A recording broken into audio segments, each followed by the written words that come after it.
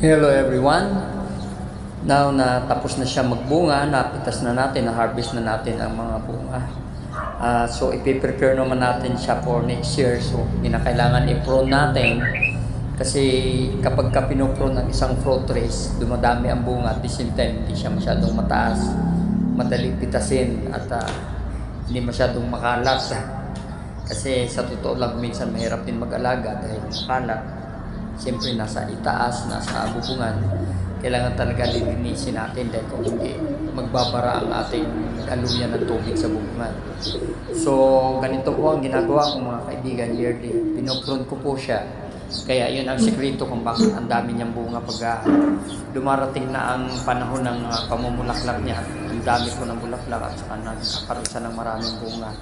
So, ayan po, nilagari ko lang siya nung maliit na lagari na nabili ko sa TikTok na sa halagang 13 pesos, yung iba 15 pesos, 16 pesos. Maliliit siya pero pwede po siyang pamputol sa malalaking sanga. Matala siya, nga lang, maingat lang dapat dahil maliit, manipis, tutupi siya. Pero okay lang naman pag natupi, tutuwid natin ulit. So ganun lang kadali mga kaibigan. Talagang tiyagaan, talagariin mo, pero mabilis lang.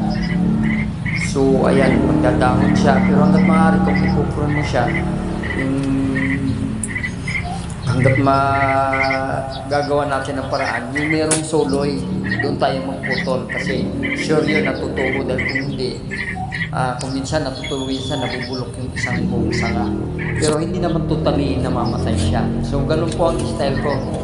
Ginagawa ko taon-taon, pinuprune ko siya, putol, nililinis, at mabilis naman po siya.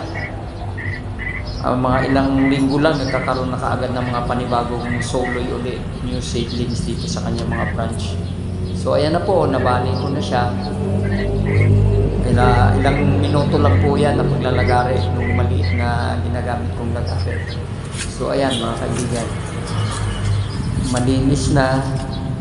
Tapos hindi ko pa siya pinutol lahat kasi ito meron pang natitirang bunga, kunting bunga na lang. Na tinitira ko nga pang seedling, pang punla. At the same time, para na rin sa mga ibon at insekto kasi pag nahihinog, kinakain din sila ng ibon at mga ibang insekto. So share ko yan sa kanila. Kailangan bahaginan din natin dahil nakakatulong din sila mga kaibigan. So ayan po, malapit na ako matapos sa pagpuprone.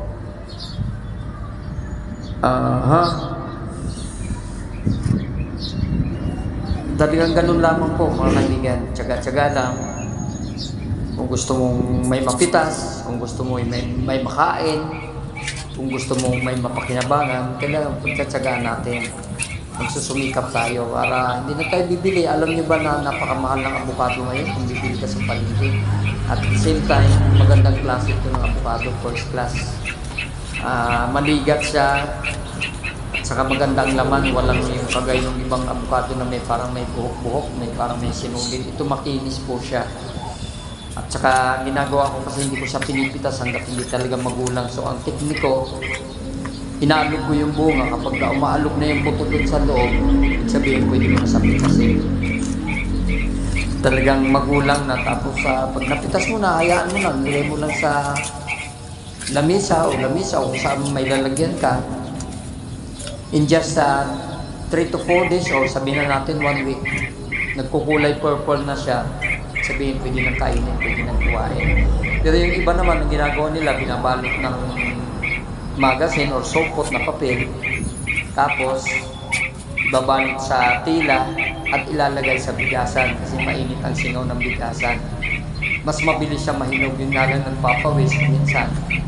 Minsan nadikit yung mga butil ng bigas. So ang ginagawa ko, natuklasan ko, lagay na lang sa lamisa o kaya kung may tupperware ka o container, pasok mo sa loob, takpan mo. Mabilis din po siya mahinog. 3 days, 2 to 3 days, hinog na. Ngayon kung ayaw mo naman magsabay-sabay mahinog, lagay mo sa refrigerator habang bagong pitas, habang green pa. Tapos unti-unti, maglabas ka na lang kung ilan gusto mo na mahinog ka agad. Kasi pag nasa ref, nadidelay yung pagkahinog niya. So, ganun lang ang tekniko mga kaibigan. So, ayan, natapos ko na. Malinis na siya, maliit na siya. Ganda ng tignan ulit. Pumunti na. kumbaga hindi na siya masyado magkakalat na naman kasi by next year pa uli yan. Kasi once a year lang naman nagbubunga ang avocado. So napaliit ko na siya, pero pagdating niya ng mga ilang buwan, malagog, makapal na naman po yan, marami na namang suloy. Wag lang sanang magyuhin at wag lang kainin ng anay yung pang sanga o puno. So ayan po mga kaibigan, ganun lang, napakadali. At magbubunga na naman ng marami po yan pagdating ng next year, usually mga March, April. Pero pagdating minsan ng January, February, nag-uumpisa na siya mamulaklak. At talaga naman pag namulaklak, napakarami mga kaibigan ng bulaklak. Ilang dasman ang nakukuha ko niya pag nagwawalis ako sa bubungan.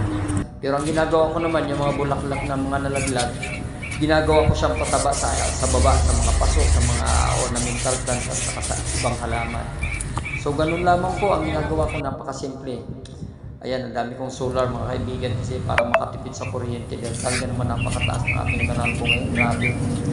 So, inaalalayan ko ang aming peral ko ng mga solar hanggang maaari. Ang mga ilaw ko lahat puro solar. So, ayun lamang po yun mga kaibigan. Napakasimple, ganun lamang po ang ginagawa. Muli, maraming salamat sa inyong panonood. Thank you for watching. Please don't forget to subscribe, like, and share. Thank you sa inyong lahat. God bless. Maraming salamat muli sa inyo mga kaibigan.